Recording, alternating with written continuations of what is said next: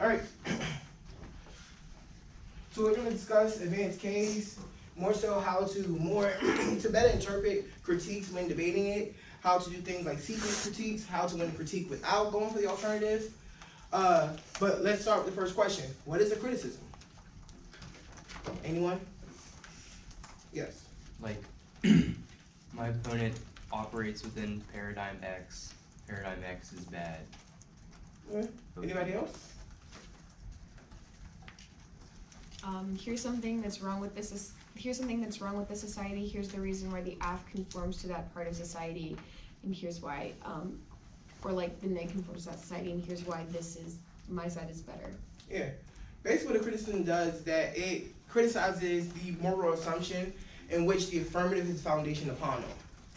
Right? And this criticism can be not just of the content of the affirmative, it can be about the particular performances or practices about that the affirmative engage in. Right? So, for example, if someone is extremely sexist, you can critique that particular performance as justification for why, one, they shouldn't forward any solutions or any values that are important because they might be the wrong people to do so. Right? You can also critique the topic, as well as in more progressive terminology, you can also criticize debate. Right? We're going to go over all four of those categories of how the critique can function. The easiest one is content. So, let's talk about it. What are the parts of a criticism? Yes. The link. The link. What is the link, sir? The link is basically the actual indite of debate or the opponent's content, etc. Yeah. It's saying you reinforce this part of this negative. Yeah. So real simple, the link does two things. One, it states the initial thesis claim that you're making against the affirmative. So the affirmative violates, the social contract by producing sexualized violence or producing, for example, ableism. That makes it impossible for them to forward any conversation or any dialogue that is effective to deal with these issues. Second thing the link does is that it draws a connection to the affirmative's particular actions or content that justifies that their particular performance, given that space or given the activity, is problematic. So there's two things you can do. One, it introduces a theory, right? A theory that questions whether or not the affirmative can move forward without bias. And secondly, it challenges how the affirmative or how the content the affirmative produces engages the space that we're in.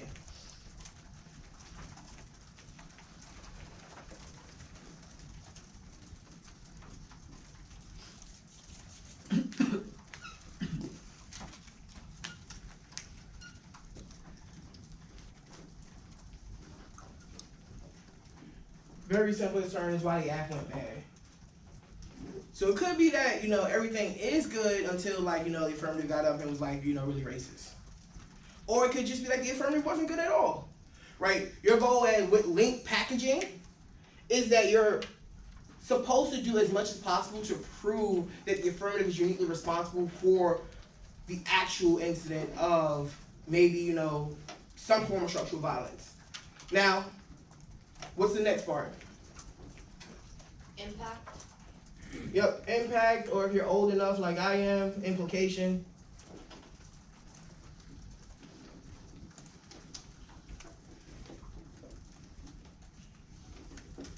What type of impact are critiques usually structured around?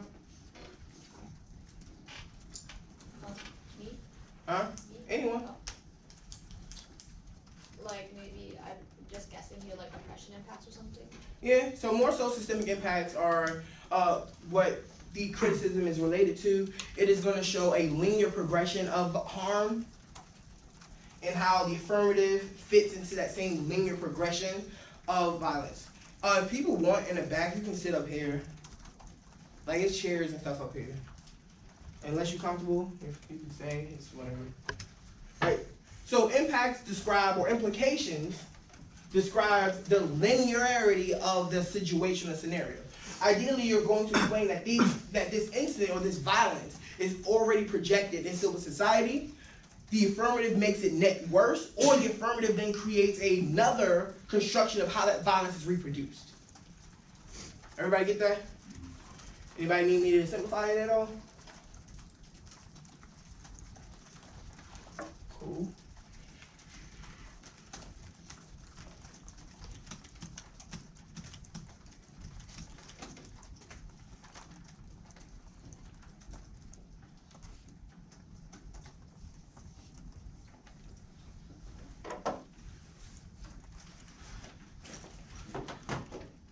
All right. Next part.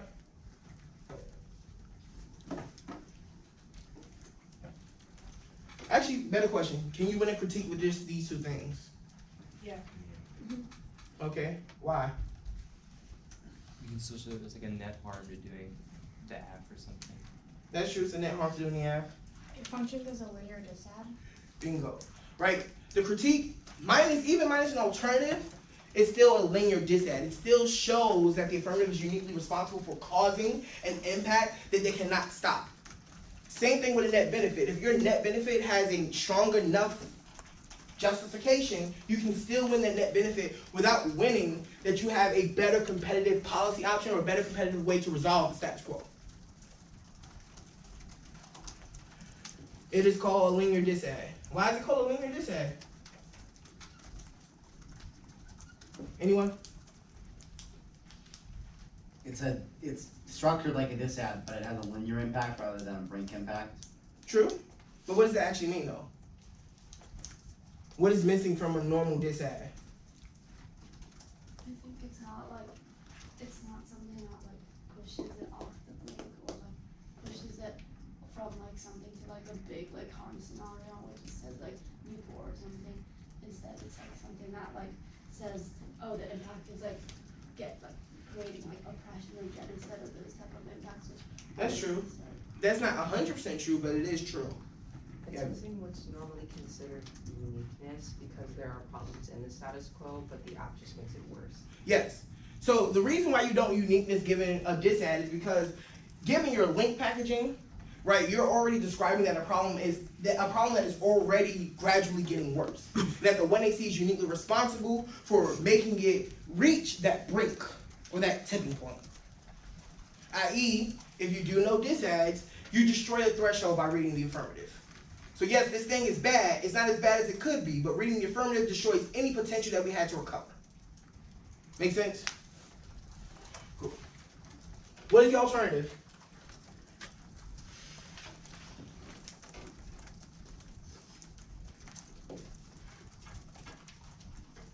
Anyone? Alternative? Move past it real quick. Yeah. An alternative is a way to resolve the impact. Yes, true. Anything else? Any other interpretations of the alternative? Is it an alternative way of doing things, like different from the SQO or the app? Yep, definitely a different world of constructing solutions. Hopefully resolves the harms of said linear disad. Rivet. Since you're like missing uniqueness on the K, the alt kind of resolves that by taking like some big action, and then you can gain like a lot more offense off of it with that. Yes, the alternative is definitely provides unique offense in the sense of, guess the word I'm kind of looking for is it produces a different world or a comparison of worlds.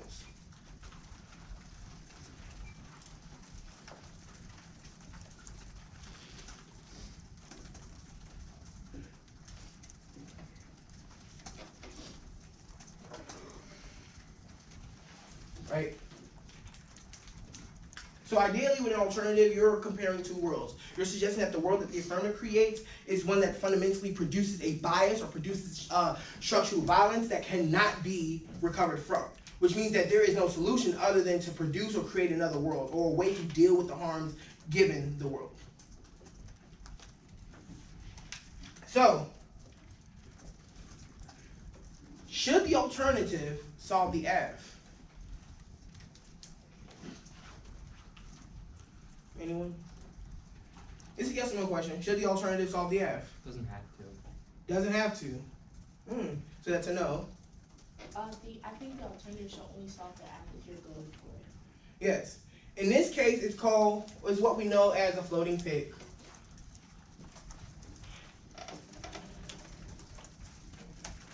PIK Not the C, this is not a counter plan. What does PIC stand for? Yes, plain inclusive critique. So what most criticism will argue, or most good alternative will argue, is that resolving the app's impact through the alternative world that is projected by the negative is a good thing for several reasons. One, because it avoids this disadd. Second, the approach might also avoid external link packaging you may have developed.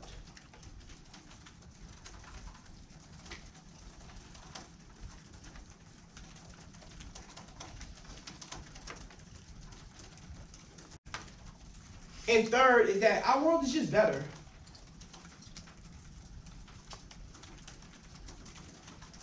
Right? So floating pick. Does the floating pick solve all of the AF? Does it have to solve all the AF? No. So it usually solves for most of the affirmative harms.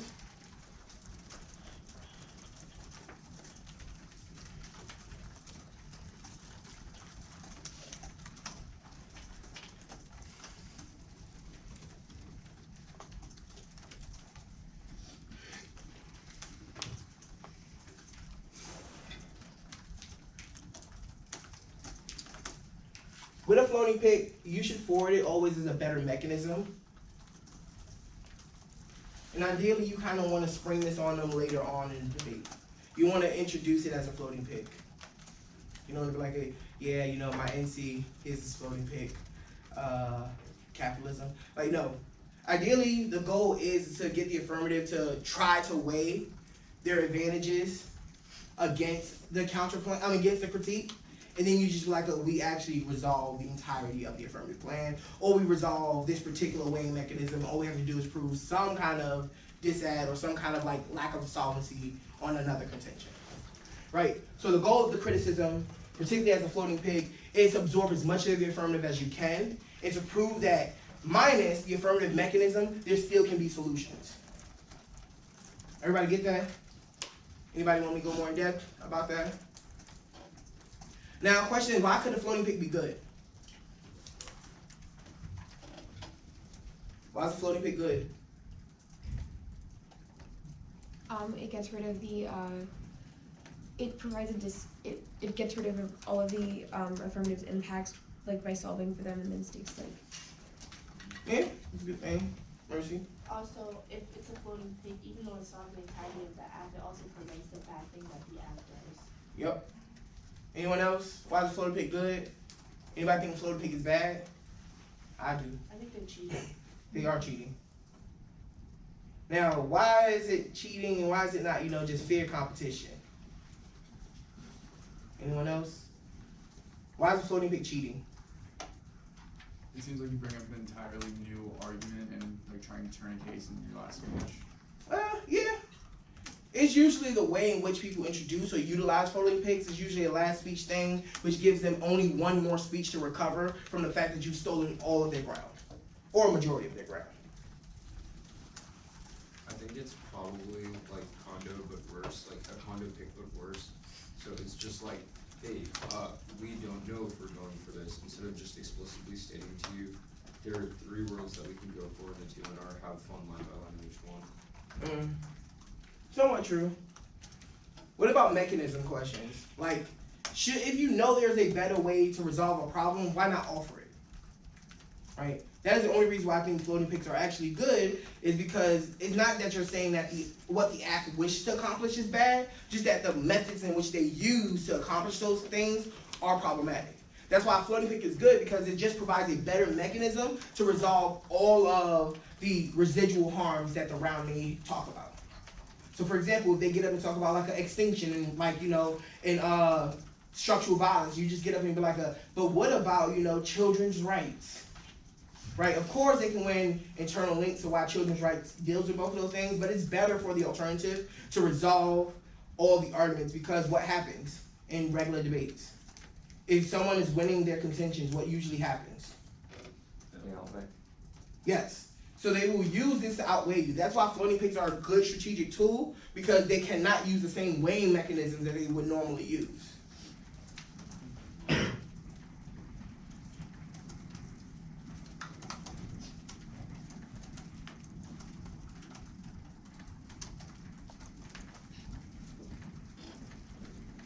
Alright, so I put a term up here, said this link wall. What does that mean? Anyone other than Mercy? Gabby? It's when you provide multiple independent links. Yep. So a link wall is when you provide multiple independent links that all functions to, one, explain why the affirmative is bad, and two, probably, usually they should have similar impacts, but the thing about link walls is that if your link wall is really good, it'll provide a diversity of impacts. Can you repeat that?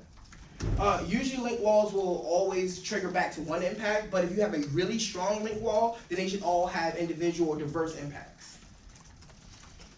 Right, so let's think about an example of what a link wall looks like. I read a Cap K. My argument is that Japan rearmament leads to military spending, military surplus. That means new trade deals. It allows Japan to become this economic hegemon who then engages in human rights abuses. We say these human rights abuses is what leads to environmental devastation and also the lack or the dehumanization of human value. The alternative is to reject all capitalist ventures in the future, particularly Japan rearmament. Now, can anybody provide me another reason why Japan's capitalism might be a problem? Or why Japan rearmament might be a problem for capitalism? Japanese capitalism leads to an oligarchical society. Okay, what's the impact of that? Oligarchical societies entrench people in poverty and like take away human rights. Okay, so same value to life argument, but now there's a poverty internal link that we can go for. Right, when packaging link walls, the goal is to make the affirmative as responsible for the impact or implication that you have applied as possible. Link walls also kind of shield the alternative, i.e. link wall.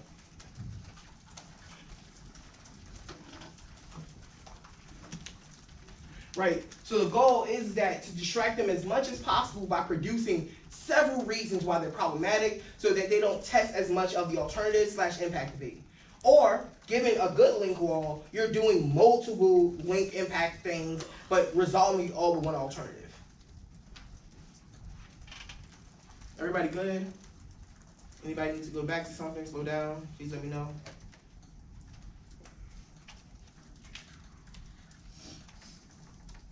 Everybody saying link walls? Right. It is important to develop multiple links given a criticism because usually your initial link is the weak one. Right.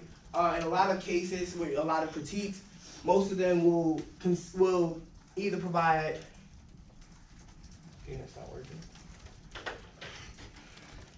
Please let me know if you've heard these terms before. That's not even better.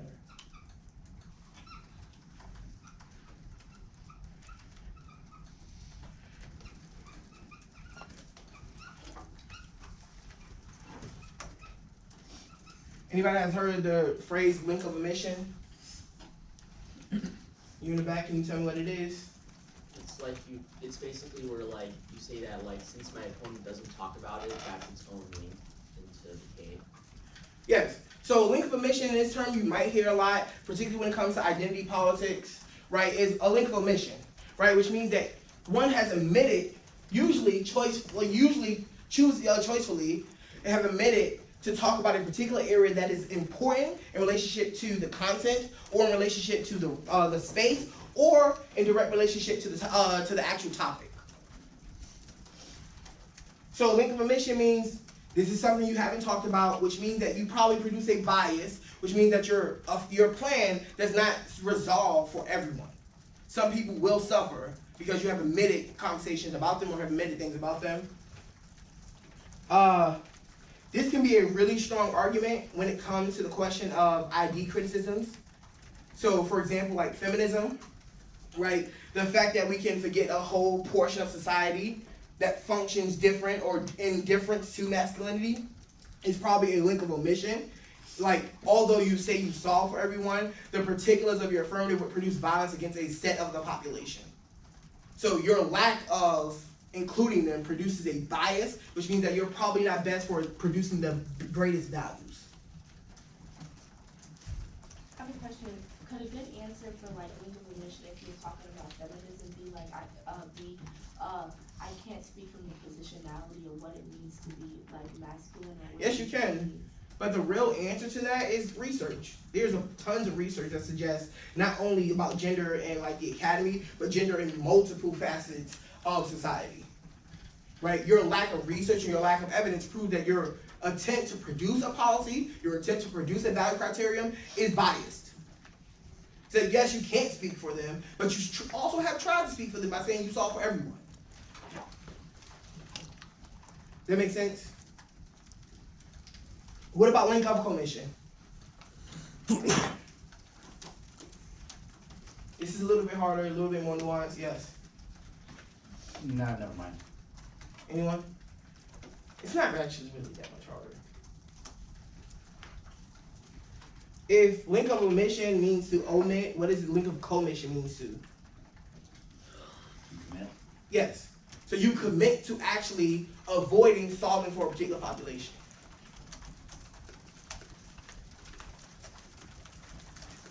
Right? So one of the criticisms given this topic that people may make is that you have completely committed to ignoring the history of Japan's gender and structural violence that it's produced. You have allowed them to become this military force once again, and you have committed to this by not doing the work to addressing those issues, although those are very clear issues given the status quo. All right.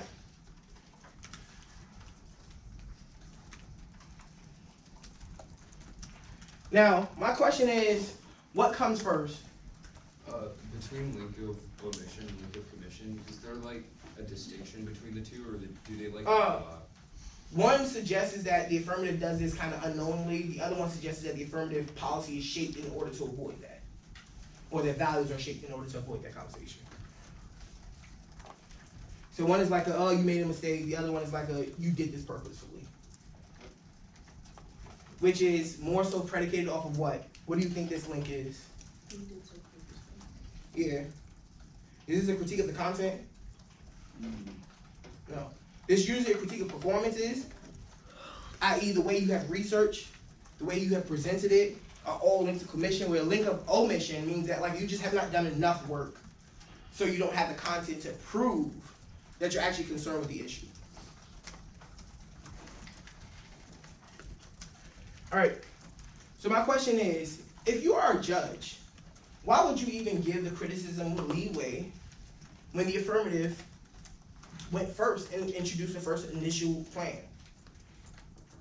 Why should you have to evaluate two worlds when the only burden is for the affirmative to produce a world? Why does the judge vote for a criticism? A roll of the ballot or some other framing mechanism. Things we have forgotten.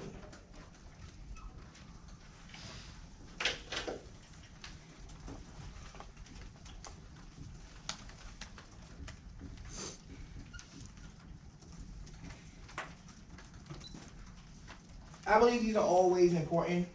Not so much roll of the ballot, but that's just a personal thing. But I think roll of the ballot is important in terms of orientation for the judge, right? The roll of the ballot suggests why the judge should prioritize certain conversations, certain portions of the debate over others, right? Particularly with a critique, prioritization is important. Does anybody know about sequencing? What does it mean to sequence arguments? Like one of them comes before the other and like operates on a different level of importance than the others? Yep. So certain things should take priority because certain things ensures that what we do in the future will be net better. Does that sound like a critique? Yeah. Yes. Right? So with criticism, it is important that you are always providing a sequencing question, right? That should go a part of your framing of the criticism in itself, right? If something that is being done in a debate round is fundamentally sexist, should we worry about whether or not the affirmative was good? Sarah, so if you went around and like the person we're debating was extremely sexist, should you have to actually debate them? I think that like the role of the ballot could be to not vote for them because they're sexist. Yes. It can be easily reject their sexist performance because it's bad for us producing conversation or dialogue. I can't communicate with somebody who just objectifies me. Right? So when it comes to framing, you want to always make sure you sequence that the alternative must come first. Why should the alternative come first? Tommy? Yo, Thomas? Is that no? Why should the alternative come first? Anyone? If I are Because in the alternative, there's not going to be the same like sexism that there is in the act, which is why you have to like, it's more important. Yep. Right? So we should check the affirmative before the affirmative goes out to the public, right? This kind of becomes the first step to checking back the way in which the affirmative produces biases or the way in which the affirmative produces moral and structural violence. Right? So even if the act is a good idea, the prerequisite, has anybody heard that term? Pretty sure you all have. The prerequisite to doing the affirmative requires that the alternative comes first. Wait, how do you say something like the alt should come first without just making it a net benefit to affirm? Well, one, that just then proves that the affirmative has not justified its role. Two, the affirmative still would not resolve the when you're disad. Because this is why world comparison is important. Right? Because we're not comparing that the affirmative can be done after, it's not like the affirmative can't be done after the world that the negative presumes, but the initial world that the affirmative presents is problematic. I.e., they have the burden of proof in order to prove that their initial plan was good enough. The permutation is not enough. Because the permutation shows and isolates exactly where you have gone wrong. Right? The only reason you have a permutation is in order to recover the fact that there is a disad. That make sense? Right. So when framing, prioritization / sequencing is important. The neg must come first because the neg helps address an underlying assumption that the affirmative has not dealt with, which would initially produce an impact that the affirmative cannot resolve given the world that they have provided in the 1AC. Which means the only thing that can be done is that you vote for the criticism as a way to better resolve the affirmative. Is that confusing for anyone? So, neg comes first because neg acts as a question that is important for our future. Right? Without asking that question, the values that we would forward would produce the same violence. The performances that we allow in debate would produce violence. The particulars of the topic would produce violence. So our argument is that this has to come first in order for us to have better conversation in the future, which kind of fits into a lot of like the plan focused frameworks that people might make, or our values kind of, are the most important around. If so, and we can concede that, it must first address with this initial bias that is produced.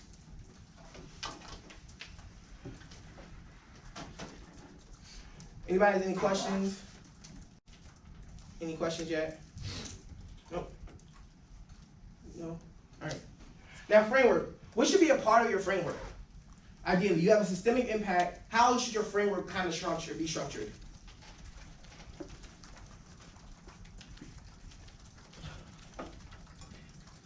Anyone? Vivek? Rule of the ballot and role of the judge. Role of ballot, role of judge. What should the role of ballot ideally say? Yeah, the role of ballot usually is like, very simply, it's like who best deals with structural oppression, who best provides the best world to address structural violence, so on and so forth. It might become more particular given the criticism you choose. Is there anything that you might counteract? Can critiques produce util impacts? Yes. Right? That's 100% true. Can critiques produce the untowed impacts? Yeah. Yes. Right? So ideally, you need to know where your actual implication falls under, right? A lot of people will claim that critiques does not make terminal impact claims or util-based claims, right? The goal of your framework suggests how you best address the greater harm.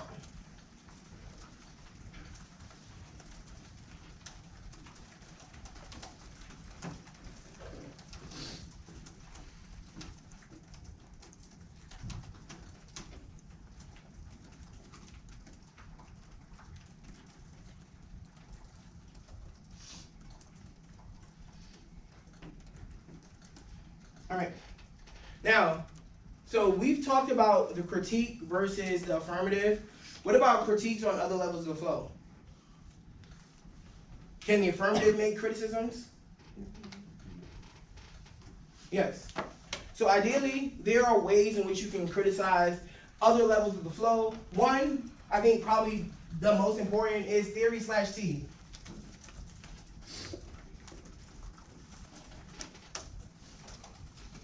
Right? Logical arguments given theory or topicality is that theory/T is a way to maintain the social order of debate. And that maintenance of the social order of debate usually means that certain minorities are excluded from participation at the fullest capacity. When I say minorities, I mean gender minorities, class minorities, sexual minorities. Because of the performance of things like this space, because of the maintenance of the particular rules of this space, it makes it harder for things like smaller schools to succeed because they don't have the same amount of resources. Right? So theory becomes one of those arguments that produces a question of procedural fairness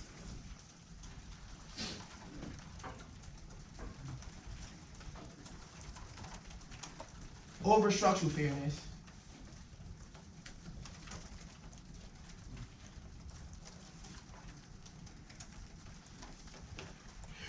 What is procedural fairness? Like fairness in the debate around itself and the procedure of that. Yep, fairness in the game. Like how fair is the game? How fair is it to play the game? Right? It's like a football team, right? Like we should have rules, we should have regulations to how we play football. Now, the question is, what if a woman wants to be on a football team and there is no woman football team? Can she participate? Why not?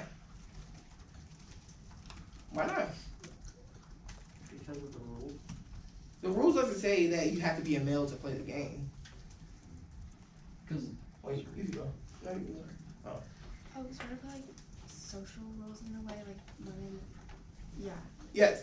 So we create kind of social rules or social regulations for how we should operate in certain spaces. Same thing with the football team analysis. Like the woman cannot join the team because it is normally a male sport. There's no rules against her joining the team, but that's the norms of it. That's what theory produces with procedural fairness, that these are the norms of playing the game, which then provides structural disadvantages for people who want to play the game and who should have access to the game. Now, why is structural fairness a bad thing?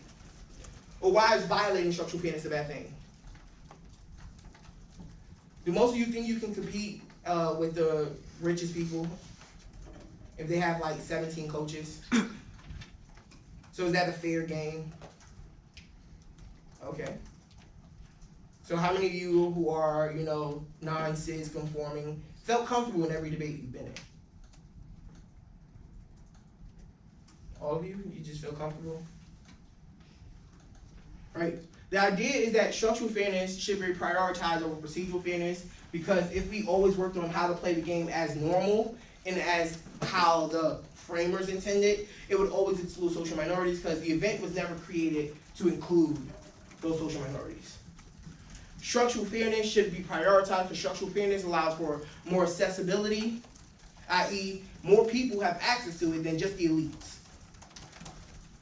Probably good for better portable skills, because learning from a diverse environment versus a monolithic environment is probably fundamentally better for all of us.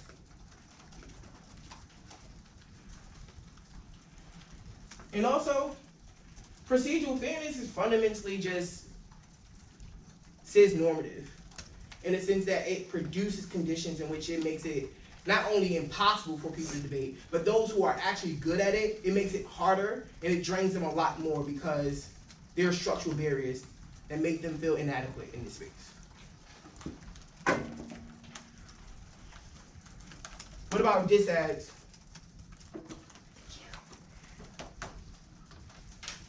Anyone? Can you critique disads? Or just disads you can't touch them?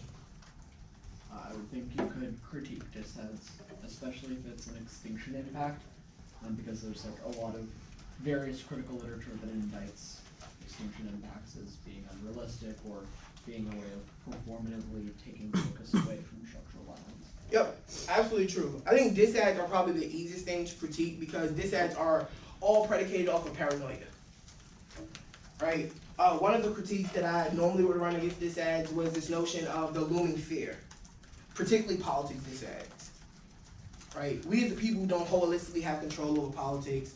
We create looming fears when we focus on politics instead of the actual moral harms that are happening in the status quo, right? That derives to produce more social harms, and thus this fear in itself makes us as citizens inactive agents, right? So one, you can critique the disad's prioritization of impacts over the actual violation of things like rights, right? Or the prioritizing of future predictions as justification to not talk about the solutions we provide now. Like if you do X, nuclear war is gonna happen. One, nuclear war is improbable, and two, using nuclear rhetoric is probably problematic. Chomsky. I was a big reader of Chomsky. No nuclear war. Furthermore, the more you talk about it, the closer it gets. Kind of like the ghost. Anybody play like Mario with like the boo, if you turn your back, like he doesn't attack you? Or he follows you, but then you turn around, it's like I ain't here, yo. Basically, that's the same concept. So disads, you can critique the structure of the disad, i.e. the focus on impacts. You can also critique the ways in which they develop links based on scenarios that are usually dualistic. And since the scenario can be explained both ways, means that the link just is an attempt to then kind of bog down the affirmative with questions that are either not possible or depending on slight changes in the status quo. It's like hey, if Trump sneezes and hit Putin, then we're gonna be in a nuclear war. Like, wow, how was we supposed to expect that to, stop them? So it just shows kind of how ridiculous the scenario or the situational kind of aspects of disads kind of make debate worse.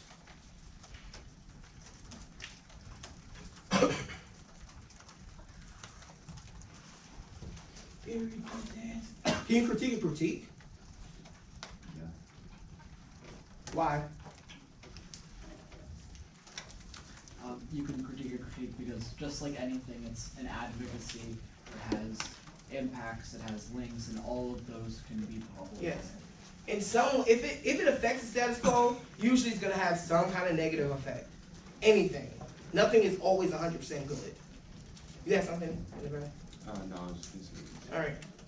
So, I'll give you an example. Capitalism. Can anyone critique capitalism? Yeah. Why? What would your criticism of capitalism be? Oh, I'm just something generic. It leads to this. It leads to marginalization of oppressed groups generically. Well, ideally, a good capitalist debater would just argue that capitalism is what caused the oppression in the first place. Anyone? The whole extinction by 2040 or climate change thing. Okay. It's kind of like back to what you said before, but just argue root cause claims. Yes. That's the part.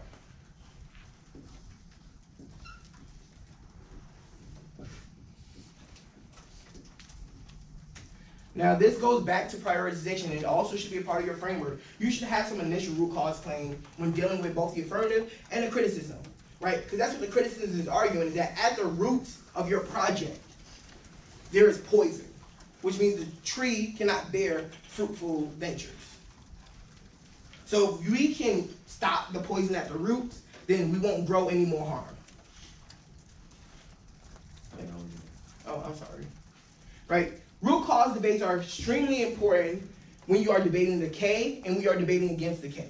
If you cannot control the question of the root cause, they will always access the internal links to the harms of the round fundamentally better than you. Everybody know what root cause is? Right?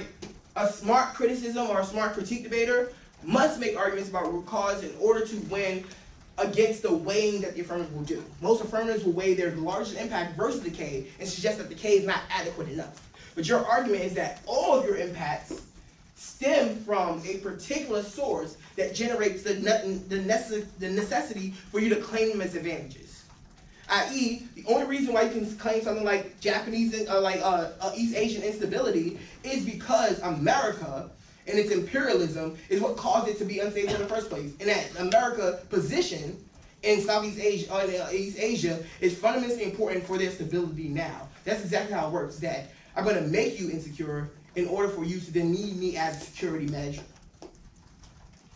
Make sense? No? So root cause is important, particularly when it comes to sequencing.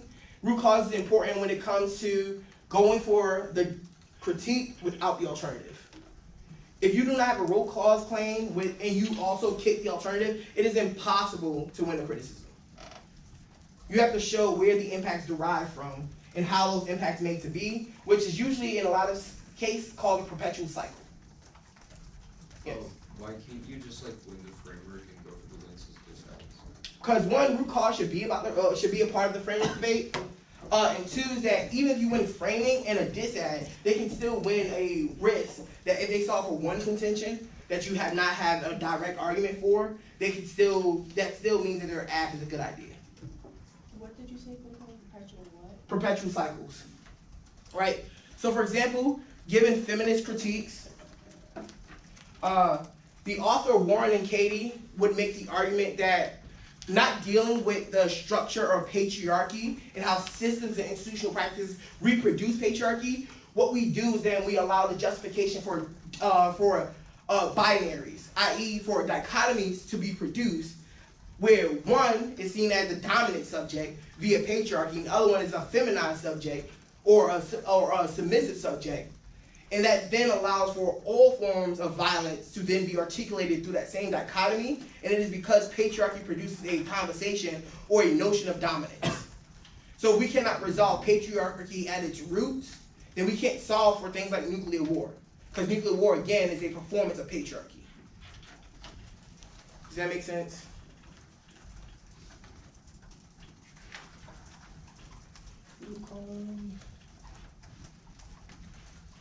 Yes.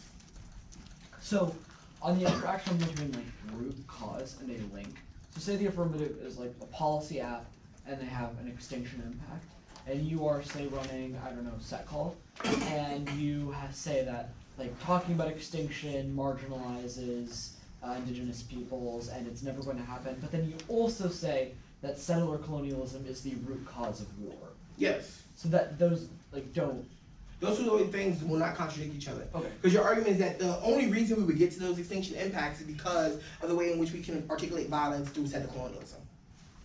So you utilize those as weapons, and those are problematic. But also at the same time, that the reason why you get to utilize those as weapons, i.e. the reason why you can claim like things like right now, women are being like structurally, oppressed. It is because systems of things like dominance or set call patriarchy is justified in producing those things.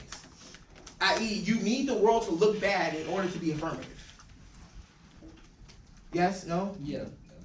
Right? And the problem is that the need to make the world look bad usually means that we just forget about certain things or we just let things fester.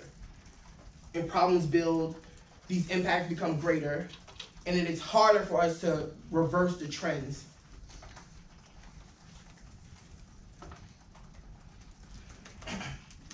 All right.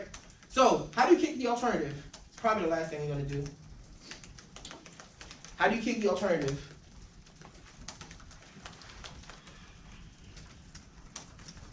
Concede the defense? Concede the defense, but what do they have offense? What three things you need to do in order to kick the alternative? I have a question. Yes. Does it have to do with like going for the campaign or decide? Yes, but you can go for the K as something else too. That actually is the first thing. So what you can do first is you can explain how the criticism turns the affirmative case. I.e., discussions about impacts and impact claims, i.e. whether or not you control the internal link, which given a root cause debate, is basically the same thing. How many of you have that internal link chains or internal link arguments? Like we actually control the internal link, to your nuclear war, because our argument is that if Japan doesn't rearm, then like China is definitely going to attack. Right? So if we control the impact, then we can prove why the affirmative case, given the link, is fundamentally worse. Right? And root cause allows you to control the internal link. It's the same thing as internal link debate. It's just that root cause makes a more theoretical objection to the ways in which harms are developed and produced. It wouldn't suggest that one harm should prioritize over the other harm, but instead that all harms are due to this residual thing. Okay, second thing you need is to answer the permutation. Right? And the reason why you should answer the permutation is because the permutation attempts to capture back as much of the negative ground as it possibly can. You need to prove that there is still some ground and that the permutation itself does not deal with the linear disadd. Which means there's a risk that this impact can still happen even in the world of the permutation, which would be a third of the world. And the last thing you need to do, I would suggest definitely answer all alternative, like all alternative things, but to some level, you need to concede that the alternative is not competitive.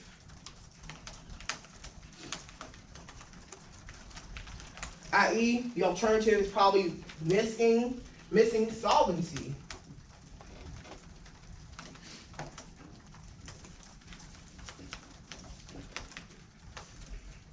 Which means if we don't have solvency, there's no way we can resolve all harm. Never do something like yeah, we can see that their contentions outweigh, because then you can't win the case term. Right? You need to concede that you cannot meet what? What do you need to meet as a negative? What is your burden as a negative? Yes. You must meet the burden of rejoinder, and if you cannot do so because the alternative doesn't function as competitive, we can still go for the criticism as a linear case term. Does not mean we think the status quo is good. We should think that the world will make that the affirmative world will be net worse than the status quo. So minus alternative, the act is still bad because they endanger the world. That is risk enough to prioritize this case term / linear disadd as a justifiable reason to reject the affirmative. Last thing I want to do, because it's special, I know it's like running over time. You can stay to ask more questions if you like. I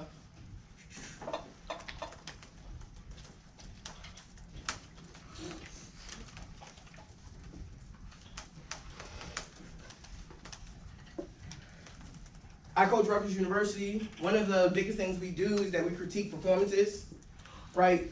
I think it's important to call out debate. I think people call it progressive debate, but I think it's also a question of accessibility. It's a question of whether or not we can performatively be ourselves or performatively introduce new and innovative forms of knowledge production that is fundamentally important. So you can critique people's performances, particularly those performances that produce structural barriers for you. So things like sexism, racism, classism in debate should be things that we should be able to critique as well as the way in which people engage, right? Do not be, upset or not upset, but do not be hesitant to make a criticism if you feel like you have been, disrespected or you feel you have been uniquely discriminated against, right? Because those conversations are important to whether or not this is actually a competitive and equal space. So critiques of performances are critiques of the way in which one engages the space, the way in which one engages you, and the way in which one chooses to present themselves. So representations are extremely important with critiques of performances, right? We are talking about representations, how one represents himself, and how that representation doesn't speak for them as individuals, but speak for the entire activity as well as society itself. Any questions about that? You have a question? Can you run something like that if someone runs a performance like concerning an identity group that you are a part of? Yes. Right. Yes. Last thing, critique of burdens. So if I am affirmative and I disagree with the topic, let's say the topic is let's say for some reason I'm North Korea and most of the concern of I'm North Korean and most of the concern of the topic is going to war with North Korea. Right? Should I be yeah, we should have war with North Korea? No. Right? So I should not have to have the burden of proof because that burden of proof produces psychological violence. That burden of proof forces me to have conversations that are both uncomfortable and does not produce any actual skills in which I can port. Right? Same thing with the burden of rejoinder. Not suggesting you do this, and if you do want to do something like this, you should definitely come to me directly. Right? Burden of rejoinder suggests that sometimes you don't have to compete. Let's say someone gets up and talk about a history of sexual violence. Why should I say that's bad? Someone gets up and talk about how, like, fundamentally, racism is attacking, or racism is, a system of oppression that we all are suffering from, right? Why is it okay for me to get up and be like, racism good? Yeah. Right? So sometimes you cannot meet the burden of rejoinder, and you should be able to criticize the way in which we kind of regulate debate. Right? What does it mean to affirm when you agree with the affirmative? Or negate? And what does it mean to negate when you agree with the affirmative? What does it mean to affirm when you negate everything that the resolution is about? Right? So when it comes to the way in which debate prioritizes kind of your burdens and responsibilities, we should also be able to at some level, criticize those because it follows tradition, and sometimes that tradition is problematic.